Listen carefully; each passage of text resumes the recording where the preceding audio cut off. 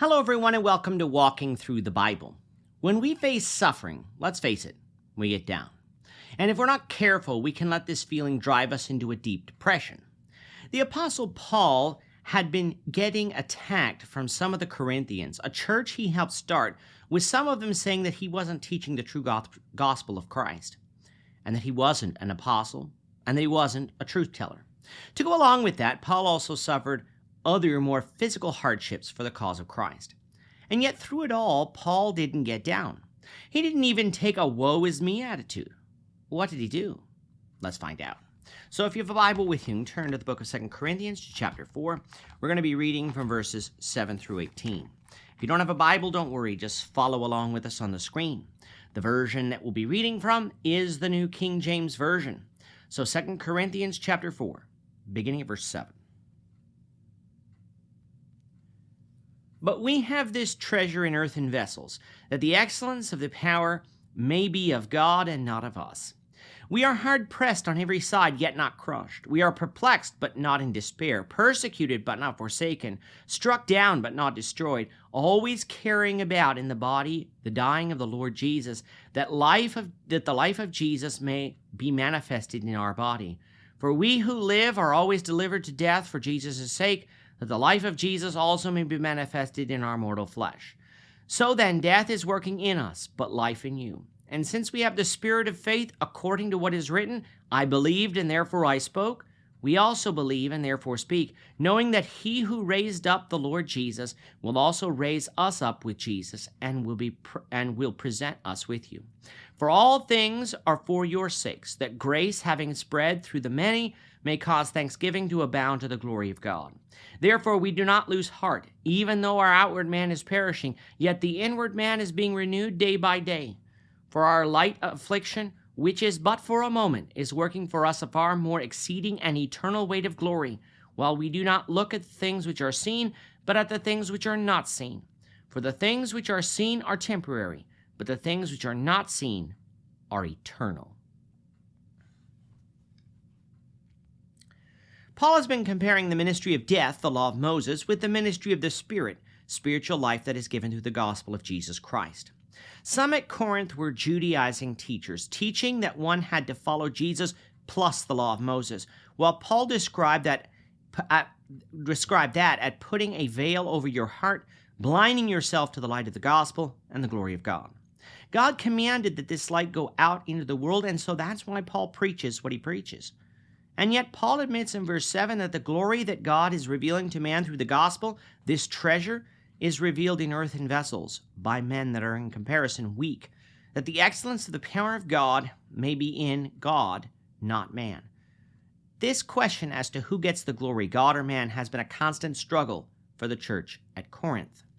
Remember back to our study of 1 Corinthians that some of these same Corinthian preachers puffed themselves up with their knowledge, while it should be God receiving the glory for the conversion of the soul.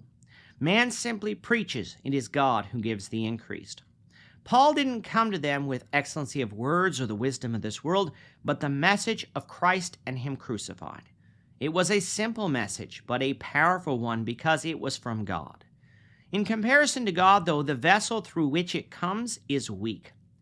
And yet, through it all, Paul may be hard-pressed from all sides, yet he isn't crushed. He may be put in situations where he's not quite sure what to do, which is the meaning of the word perplexed here, yet he's not in despair. He may be persecuted, but he hasn't been forsaken by the brethren or by God. They may be struck down in places, but they're not destroyed. Why? Because through the living of their lives, they might exemplify the life of Christ and the sufferings that he endured. You see, Christ did not live a glamorous life. He didn't have many different outfits to wear every day. He constantly depended on the charity of others for food and shelter. He was often mocked and ridiculed for his teachings. He was the suffering servant that the Old Testament described. And so Paul only thought it fitting that Christ's servants should suffer for his name too, and do so without complaint, for Jesus didn't complain. In speaking this way to the Corinthians of the common faith that they have in God, Paul quotes from Psalms 116, verse 10, and though we don't often read passages in this podcast that we haven't studied before, I would like you to understand the full breadth of Paul's argument here about suffering by reading Psalms 116, verses 1 to 14. I love the Lord because he has heard my voice and my supplications, because he has inclined his ear to me. Therefore I will call upon him as long as I live. The pains of death surrounded me, and the pangs of Sheol laid hold of me. I found trouble and sorrow. Then I called upon the name of the Lord. O Lord, I implore you, deliver my soul.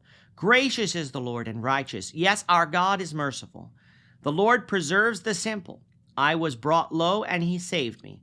Return to your rest, O my soul, for the Lord has dealt bountifully with you. For you have delivered my soul from death, my eyes from tears, and my feet from falling. I will walk before the Lord in the land of the living. I believed, therefore I spoke. I am greatly afflicted. I said in my haste, all men are liars. What shall I render to the Lord for all his benefits towards me?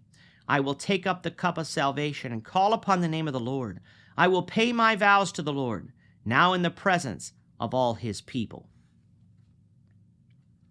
The psalmist here is admitting the suffering that he went through. However, in spite of it all, the faith of the psalmist never left the Lord. In fact, the psalmist will call on the name of the Lord through his suffering, for he knows that the Lord will deliver. For Paul, he knows that God is with him and will ultimately deliver him. He also knows that through his suffering for the cause of Christ, it has traveled further, and the message of the death, burial, and resurrection has been believed and becomes the hope of those who believe and obey. So even though the outward man may perish, may suffer harm, the inward man is renewed day by day through Christ, who strengthens him, and so Paul doesn't lose heart. That's because this affliction is but temporary, while the reward that remains and the glory of God to be revealed will be eternal and will far outweigh any of the pain suffered in the here and now.